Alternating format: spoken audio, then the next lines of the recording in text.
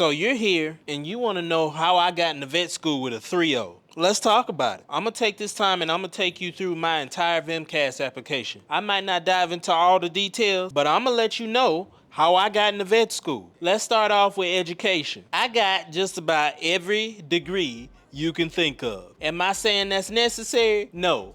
I'm one of them firm believers that school not even necessary for you to be properly educated. But if you want to become a vet, you got to meet the requirements. My associate's is in biology, my bachelor's is in biological sciences, and my master's is in business administration. Did I have to do all of those? No, but I do think it's applicable for vet school. For example, this is obvious, but vet school is primarily science. If you get a degree in biology or something associated with the STEM field, you're pretty much going to meet all the prerequisites for vet school. My master's in business administration is associated with me possibly wanting to own a business at some point. Personally, I will have to learn how to manage a business and also lead my employees in the right way. As far as my academic coursework, I took your general biologies, chemistries, inorganic chemistry, organic chemistry, physics, genetics, biochemistry, comparative anatomy, microbiology, general zoology, and I even took some ichthyology courses, so species-specific courses. Now, I'm sure this is the part that you guys all been waiting for.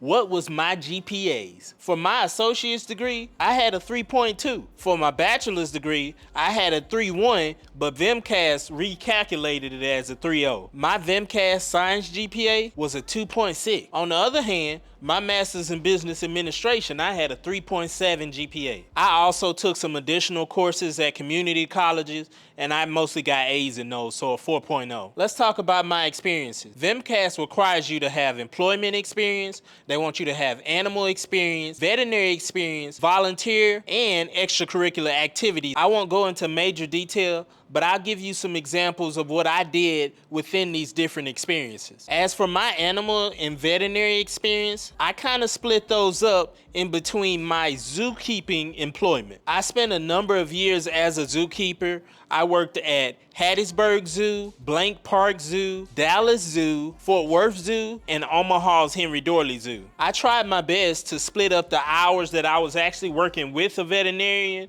from the hours I was actually working out in the field just scooping poop. Hey, I'm sorry. I wasn't scooping poop. I was a fecal relocation technician. I basically just moved poop from one location to the other. Nah, I'm just playing. Zookeeping involves many different functionalities. It's important to describe all of these experiences within your VMCAS description sections. For example, I'll read you one of my descriptions from Omaha's Henry Doorly Zoo as a zookeeper. As a zookeeper, I participated in the new development of procedures and shifting plans. I ensured proper care, feeding, exhibition, propagation of western lowland gorillas, Celebes macaques, colobus monkeys, Sumatran orangutans, yellowback dikers, and spider monkeys. I adhered to the breeding management for species survival programs. I learned how to properly restrain, crate, transfer, and uncrate large dangerous primates. There were so many different skill sets that I learned in that environment, and you need to put all of that down in the description section of your experiences. In your experience section, they will ask you for the hours you worked per week and how many weeks you worked at that facility. They will calculate the total amount of hours that you spent at that place. Another example of animal experience is me working at Lazy L Farm in Mississippi. I had the opportunity to care for a number of different species, but also provide enrichment. I sustain landscaping around and in the exhibits. I follow animal care procedures, perform routine maintenance using hand and mechanical tools to care for animals,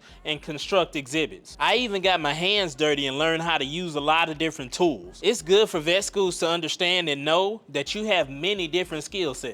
If you really want to know where the weight of my application comes from, why I got accepted into vet school, it's most likely because of my variety of experiences. I'm not boasting about that. I just put in a lot of time into developing my experiences. I knew my grades wasn't necessarily the best, but I love to get my hands on things. As far as my veterinary experience, I still use my employment within zoos, but I talked about opportunities where I was actually supervised by the vet to be trusted with animal handling in a safe and non-stressful manner, following animal care procedures, monitoring animals for symptoms of illness, injury, and other other unusual conditions. I would even have to assist the veterinarian with animal examinations, neonate examinations, dental examinations, vaccination programs for various small animal species and large animal species. I would have to communicate in writing, record keeping, produce reports, and record observations of animal behavior. At some facilities, I even had the opportunity to dehorn cattle, disbud, and castrate those cattle. As far as volunteer experience, I come from a giving family. I always had something to do, whether that was doing community service, helping out at the church, assisting government officials with flyers, feeding the homeless with my frat brothers. There was always something to do in the communities of Hattiesburg, Mississippi. Included within my employment experience, I talked about times when I was a personal trainer. I worked at Boys Town as a behavioral health technician, and I also had experiences with working in lawn care maintenance. That basically just means that I cut some grass. I had a little bit of research experience, and that came from one of my ichthyology classes. We were studying specific species of fish, and then I had the opportunity to go to a gorilla workshop as a swing keeper at Fort Worth Zoo, where I had the opportunity to get experience with great apes and a few different primate species. As far as my extracurricular activities, I played baseball, I played football, soccer. I was also in show choir. We're all in this together, where we know. That was back in my prime. I still got it. I was just a multi-sport athlete in general. I was a part of junior auxiliary groups, and I was also a part of honor societies. If I got a certification at one point in my life, I put it on my application. I was a certified personal trainer. I had a heat and illness prevention certification, fundamentals of coaching certification, sudden cardiac arrest certification, first aid, health and safety certification. I put all that on there. At one point in my life, I was even a bodybuilder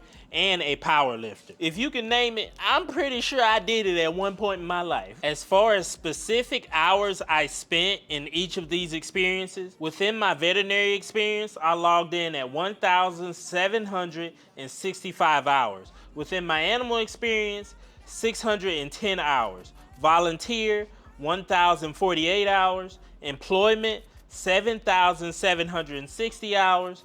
Research, 94 hours. I ain't spend too much time doing research.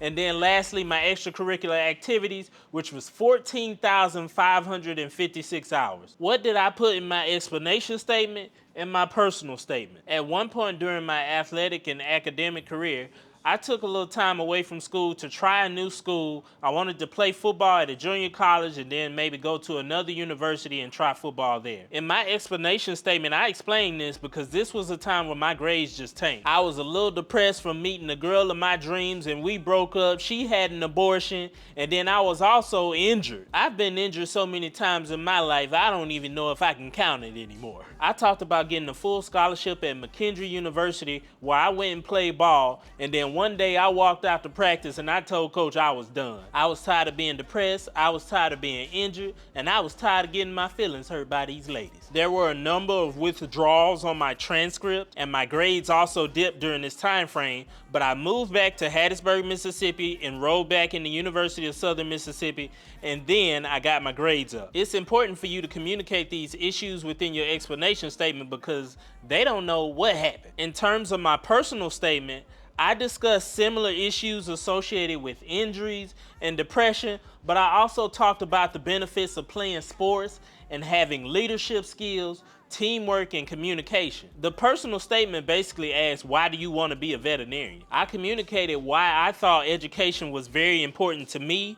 Being a first-generation African-American male, I want to reach out and I want to develop individuals who look just like me. Individuals who come from a underrepresented, non-traditional background that want to be in the STEM field. Another major plus to my application was my recommendation. Only 3 recommendations are required, but I had 6. I used veterinarians, I used football coaches, I used government officials, and I made sure these were recommenders that I had quality experiences with. For example, I used to work with a USDA vet, and we used to go around and we used to assist with shutting down zoos that were not properly ran. One time I was working with this particular vet, and we were transferring 9 tigers from a zoo in Alabama to a private zoo in Mississippi. We were transferring one of the tigers on the gurney, and the tiger was half sedated. It let out a roar and I about lost my soul. I didn't drop the tiger. I was a little bit nervous, But from then on, that doctor trusted me during times of stress and adversity, and he took me on almost all the trips that he went on. Make sure when you're choosing recommenders, you think about people that have had quality experiences with you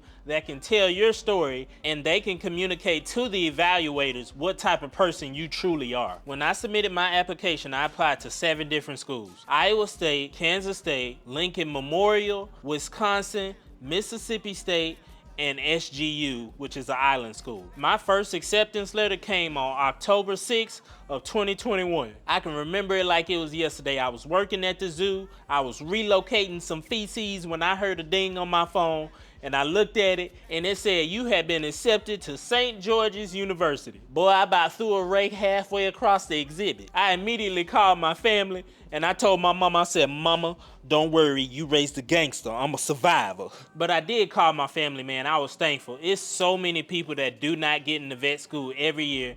It's a lot of people that don't make it to this point that I am right now, and you have to be thankful even if you receive one acceptance letter. The only downside to being accepted into St. George's is that it was very far, and I knew I wasn't gonna be seeing my family or my son anytime soon. The 2 schools that I was honestly considering was Mississippi State and Iowa State University, because Iowa State University had the 2+2 PPVM and also Iowa State program. The PPVM is the professional program in veterinary medicine here at Nebraska-Lincoln, and I'm in this program right now. So you obviously know where I chose to go to school. I also got accepted into Lincoln Memorial and Mississippi State. I was waitlisted at Michigan State University. I will say, once you get that acceptance letter, you get all the warm and fuzzies, because man, you just know now you smarter than a 5th grader. You honestly feel good because you made it and you put in a lot of work to be at this point. I wound up choosing the 2+2 program because of a number of reasons. Number 1,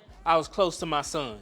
Number 2, I was close to my family. And number 3, I got that in-state tuition, baby. The one thing I don't want to do is to be paying folks back for the rest of my life. As far as courses I had to retake, I had to retake Principles of Biology, I had to retake Physics, Genetics, and I also had to retake Zoology. In my Principles of Biology course and my Zoology course, I took a major L. I got an F my first time, but in my Principles of Biology course, I got a C my second time, and then in Zoology, I got a B. Most vet schools only accept C's or higher, so I had to retake Physics and Genetics just so I can remove those D's. My second time taking Physics, I got a B. My second time taking Genetics, I got an A, and I took both of those courses at a community college. Don't knock these local community colleges, because you can take a lot of these courses for cheaper, and you can have smaller class sizes so you can spend more one-on-one time with the teachers and professors. Seriously, I would try to take most of my lower level science courses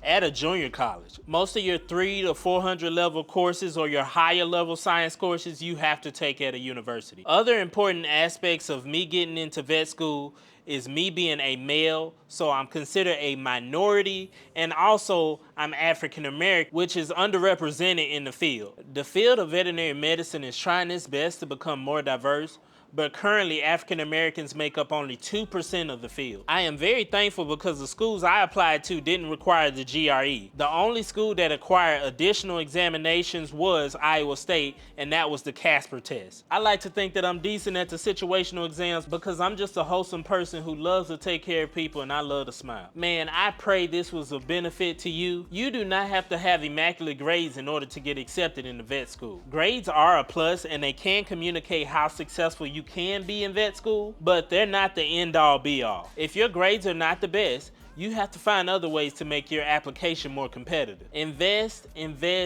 and invest a little more in your experiences. The evaluators want to see that you have experienced some type of life. Vet school and veterinary medicine is a challenging field to get into. Your physicality and mentality are going to be tested daily. If you ain't been through nothing before then, how you expect to make it all the way through? This may sound counterproductive, but hard times are necessary for you to be successful. Prepare yourself for adversity by experiencing something before you get to vet school. Vet schools need to know if you were a parent, if you were in the military, if you played sports. They like all of those things because those things teach lessons. If your grades are not going to be on point, you got to find some other way to spruce that application up. Hey, that's what I did.